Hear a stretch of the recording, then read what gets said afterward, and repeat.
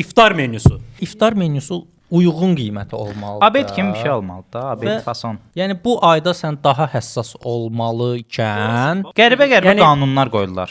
bayaqlarda bir başqa məkana keçməzdən əvvəl bir yerdə oturduq, alın çəkmək. Yoxsa çəkək geydirək. Döşə getsin. Hə, Neşvə deyə bir yerdə oturduq. 24 Dedik- manat iftar menüsü. O sorun deyil.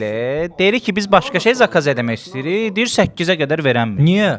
Mən ateistəm tutaq ki. Yəni Mən niyə məsələn yeyəm? Bu iftar arada oruc menüsü olanda tutmuşam. niyə 24 manat olur, amma business lunch olanda Hə, 15 bir manat. Və içinə də baxırsan ki, yenə Xurma, mürəbbə, boz moz qoyublar Hə. yanına 24 manat. Ya bəs mən 24 manata ilişməmişəm.